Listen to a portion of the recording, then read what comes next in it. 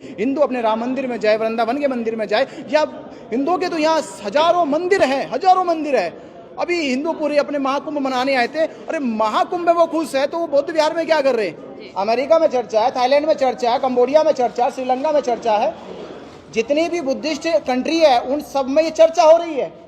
सबको मालूम है कि हिंदुओं का वहां पर कब्जा है, पूरी दुनिया को मालूम है। वो लोग आते हो देखते हैं कि उन्हीं के महाविहार पर उनकी चेक इन होती है, उनके साथ बदतमीजी होती। कितनी एफआईआर गया के पुलिस स्टेशन में है दर्ज कि वहां से जितने भी बाहर से बुद्धिस्ट लोग आते हैं उनके साथ किस तरह का व्यवहार किया जाता है। वो दुखी है लोग, तो वो चाहते हैं कि इस तरह इस कमेटी से ये महाबोधि महाविहार मुक्त होना चाहिए। वो सब लोग समर्थन में।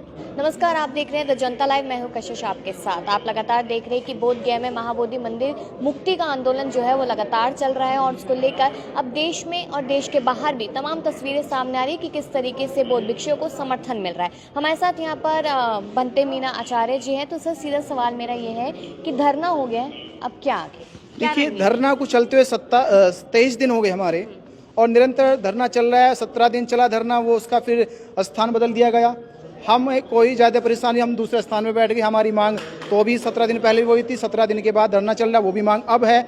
अगर ये धरने की मांग 1 अप्रैल तक नहीं सरकार मानती है, सरकार नहीं सुनती है, तो 1 अप्रैल से आह्वान होगा कि देश भर से हमारे बौद्ध अनुयायी अपने अपने जिलों से, अपने अपने गांवों से, अपने अपने राज्यों से वो एक टारगेट सेट करके कि बुद्ध पूर्णिमा को बोध गया पहुंचना है। तो हम लाखों की संख्या में बोध गया पहुंचने की तैयारी में भी लगे हुए हैं। तो अगर सरकार 1 अप्रैल से पहले ये सुनिश्चित कर लेती है कि हाँ, ये महाबोधि महाविहार बौद्धों की धरोहर है, बौद्धों की संस्कृति है, बौद्धों की सभ्यता है, ये उन्हीं को मिलनी चाहिए। हिंदुओं का इसमें कोई काम नहीं है। हिंदू अपने राम मंदिर में जाए, वृंदावन के मंदिर में जाए, या हिंदुओं के तो यहाँ हजारों मंदिर हैं, हजारों मंदिर है। अभी हिंदू पूरे अपने महाकुंभ मनाने आए थे। अरे महाकुंभ में वो खुश है तो वो बौद्ध विहार में क्या कर रहे हैं? और मैं तो ये और कई चीज कहूंगा कि जब आदि शंकराचार्य ने 7वीं सदी में अपना रथ चलाया था, आदि शंकराचार्य ने, तो आदि शंकराचार्य का जो रथ था वो बुद्ध के विरुद्ध में था। उसने कहा था, एक संकल्प लिया था कि मैं बुद्ध के दर्शन को, बुद्ध की विचारधारा को खत्म कर दूंगा। तो उन ऐसे हिंदुओं को अपने आदि शंकराचार्य की बातों का सम्मान करना चाहिए और उनकी बात मानकर महाबोधि महाविहार बुद्ध के दर्शन की स्थली को छोड़कर भाग निकल जाना चाहिए। मैं तो उनके लिए कह रहा हूं, क्योंकि हिंदुओं का वहां से कोई काम ही नहीं है। क्योंकि पूरा जो अभी आप उनके कभी आदि शंकराचार्य, जो देश के 4 शंकराचार्य होते हैं, वो कभी बुद्ध का नाम नहीं लेंगे, क्योंकि शंकराचार्यों की व्यवस्था हमेशा बुद्ध के विरुद्ध रही है। तो वो शंकराचार्य जो देश में वो भगवान माने जाते हैं, उनको कहना चाहिए, या उन हिंदुओं को जो भीतर बैठे उनको मानना चाहिए कि हमारे आदि शंकराचार्य बुद्ध दर्शन से बहुत विपरीत है। तो आप जो आंदोलन कर रहे हो वो बहुत शांतिप्रिय आंदोलन है, लेकिन उसी को लेकर कुछ खबरें सामने आ रही है कि अशांति फैल रही है देश में। अपने हक अधिकार की बात ना करके सिर्फ बरगलाए जा रहे हैं यहाँ पे लोगों को। नहीं, अशांति नहीं फैल रही, आवाज गूंज रही है। अशांति का मतलब होता है कोई हमसे परेशान हो, किसी का हम रास्ता रोक रहे हो, किसी का हम सर फोड़ रहे हो। हम ऐसा कुछ नहीं कर रहे, हम आवाज दे रहे अपनी, कि हमारी आवाज सुनो। जो 75 सालों से सरकार गूंगी है, हम केवल आवाज दे रहे अपनी। हमारी आवाज सुनो कि महाबोधि महाविहार बौद्धों का है, ये बौद्धों को मिलना चाहिए। तो हमारी देश से अपील है, हम किसी की शांति भंग नहीं कर रहे, बल्कि एक अपनी आवाज दे रहे सरकार के कानों तक पहुंच जाए कि वो हमारे बुद्ध विहार को हमें सौंप दे। इस आंदोलन के बाद हक की लड़ाई जो है, तो आपको हक मिलेगा उसमें? लड़ाई हक की लड़ रहे, और जो लड़ी जाती है वो जीती भी जाती है। लड़ोगे नहीं तो जीतोगे नहीं। हमने तो लड़ना शुरू कर दिया है, तो अब जीतना बाकी है। लोग राम मंदिर के लिए लड़े थे, 500 साल बाद फैसला हमने देखा, तो क्या लगता है देखे? तो हमारे तो भी 132 साल हुए। पर ये कहूंगा कि देश के पढ़े लिखे हिंदुओं को यहाँ हैंड स्वांग की किताब में विवरण आया, उन्होंने इत सिंह की किताब में विवरण आया, फाहियान की किताब में विवरण आया। ये विवरण 4वीं सदी से लेकर 7वीं सदी तक जो विदेश से पढ़ने आए उन्होंने अपने विवरण में लिखा। पर 1500 ईस्वी में महंत परंपरा शुरू हो गई, जिस पे हिंदू दावा करे थे 1949 में कि यहाँ महंत परंपरा है, महंतों की कुटी है। तो मैं उन्हीं हिंदुओं से कह रहा कि महंत परंपरा जो तुम्हारी शुरुआत हुई है वो 1504 ईस्वी में शुरू हुई थी, और बौद्धों का जो बुद्ध विहार है ये 2500 साल से है, जिसका विवरण लेखा जोखा हैंसवांग, इत्सिंग और फाहियान की पुस्तक में मिलता है। तो क्या हम उसको नकार देंगे? ये तो उनसे पहले है। तो विवरणों के आधार पे, दस्तावेजों के आधार पे वो जो परिसर है, वो महाबोधि महाविहार है, वो बौद्धों का है। इसे कैसे नकारोगे आप? हमने 3 चरणों का आंदोलन समझा है।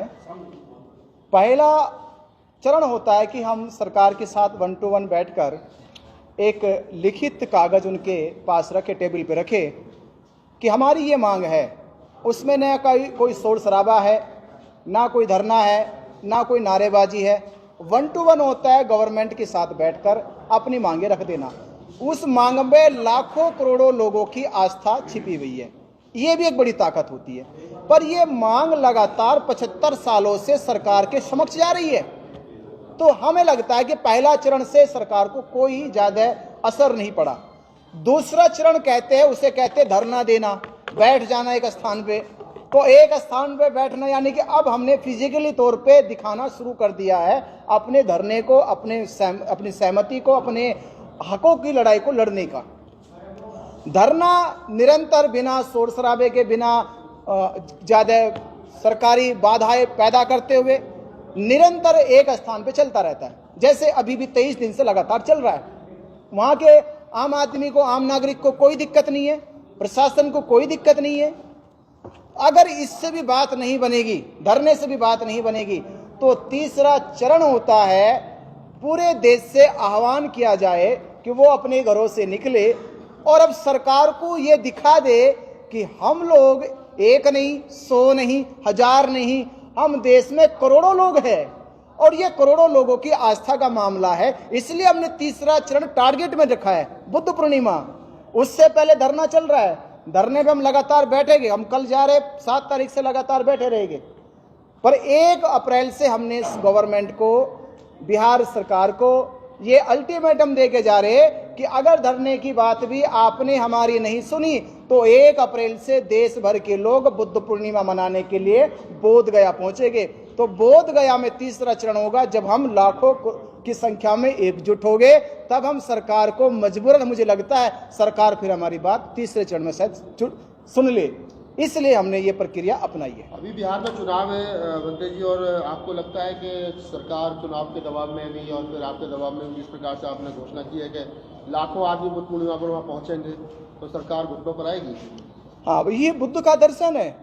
तथागत ने कहा है कि समय देखकर, परिस्थितियां देखकर, व्यक्ति की मनोदशा देखकर अगर बात कही जाए तो 100% बात सामने वाले को समझ आ जाती है।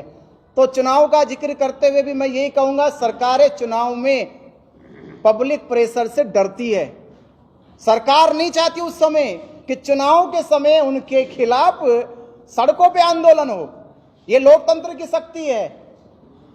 आपने दिल्ली में बौद्धों ने ये मांग उठाई कि केजरीवाल ने घोषणा पत्र में ग्रंथियों को, मौलवियों को, हिंदू पुजारियों को 18-18 हजार रुपये मासिक देने की घोषणा करी, पर बौद्ध भिक्षुओं को नहीं करी। जबकि दिल्ली में 250 से ज्यादा, मुझे सुनने में आता 250 से ज्यादा बुद्ध विहार दिल्ली में है। तो इसका मतलब ये भी होगा तो 1000 भिक्षु भी हो गए दिल्ली में। तो उन भिक्षुओं को उन सभी धार्मिक गुरुओं से या उनके आचार्यों से अलग कर दिया गया। उसका परिणाम आया कि केजरीवाल की सरकार चली गई।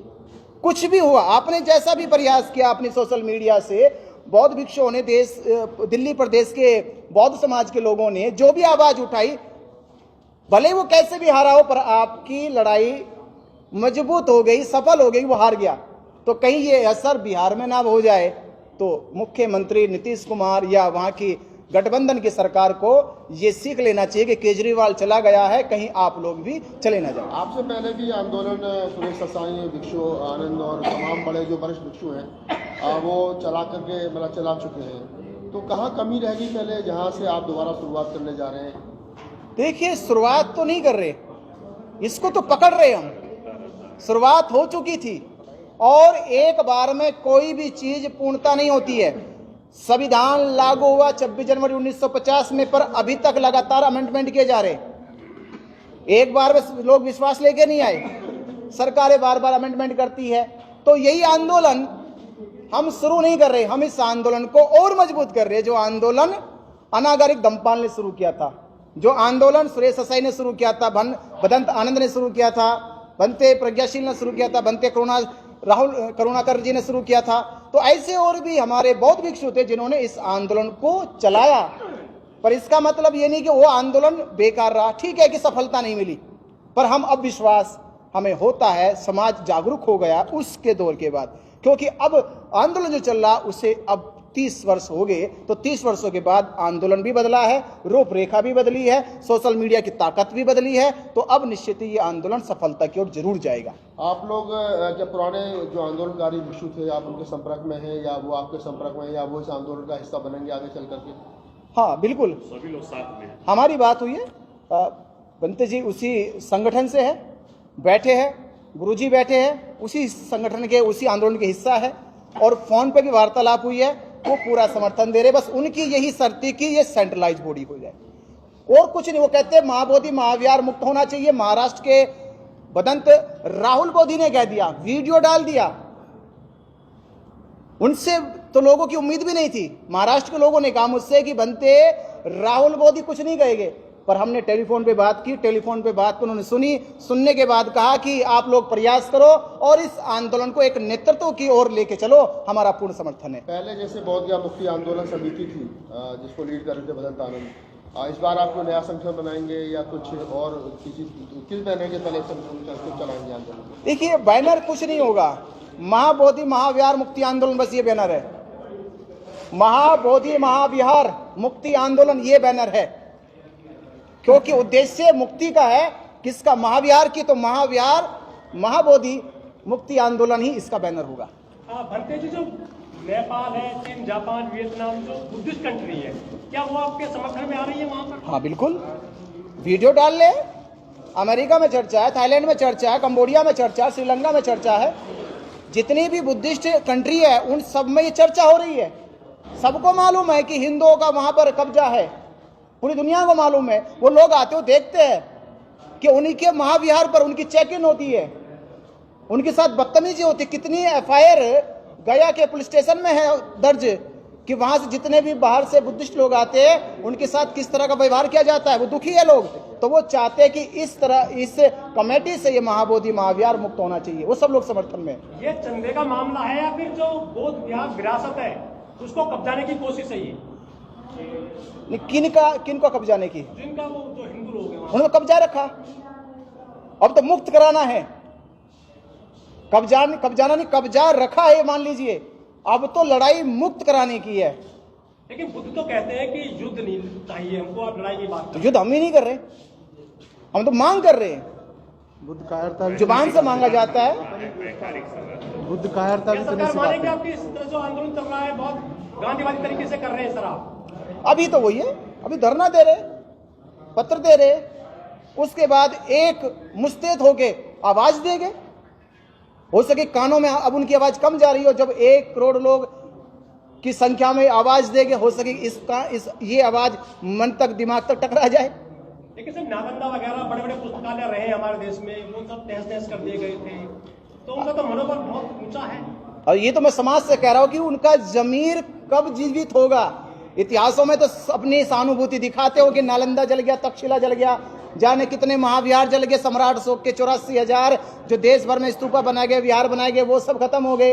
ये तो इतिहास में तो आपकी सहानुभूति है, ये जीते जीते सहानुभूति क्यों नहीं दिखा रहे? ये तो जीते जी की सहानुभूति लोग। सवाल ले लेते हैं, अक्सर इस प्रकार के आंदोलनों का राजनीतिकरण हो जाता है, क्या गारंटी है कि आप लोग आगे चल करके आपके बीच में कुछ ऐसे लोग नहीं आएंगे जो राजनीतिक अभिलाषा के लोग होंगे? ये पूरा भिक्षु संघ बैठा है, इनके शरीर पे चीवर है। ये पवित्र चीवर तब इनके शरीर पे आया जब इन्होंने इस तरह के प्रलोभनों का त्याग कर दिया। जब प्रलोभन त्याग दिया, गृहस्थी स्वार्थ त्याग दिया, तो अब आप इनसे ऐसी नहीं, आप भी बीच में आकाश लांबा जैसे लोग हैं जो भिक्षु नहीं है लेकिन आपके आंदोलन का हिस्सा तो नहीं है। हाँ, वो आंदोलन का हिस्सा है। तो ऐसे लोग कल को हाइट पकड़ गए और वो राजनीति में कहीं चले गए और आप ही के आंदोलन को कहीं कुछ और, मैं एक ही आदमी की बात नहीं कर रहा हूँ, तो इसकी क्या गारंटी है? देखिए, मैं ये कहूंगा, एक माला का एक मोती अगर टूट के बिखर जाए तो उसे माला टूटी हुई नहीं कहते। हम माला मजबूत कर देंगे। अगर एक दाना माला का निकल भी जाए तो निकल जाए, टूट जाए तो टूट जाए। ऐसी अगर आपकी कल्पना, हमारी कल्पना भविष्य में कभी ऐसा हो तो हम माला मजबूत करेंगे। हम आंदोलन को, संगठन को बिखरने नहीं देंगे। क्या सर आप कोर्ट भी जा सकते हैं इस मामले को लेकर? अभी हमारा कोर्ट का कोई विचार नहीं है, कोई विचार कोर्ट का नहीं है।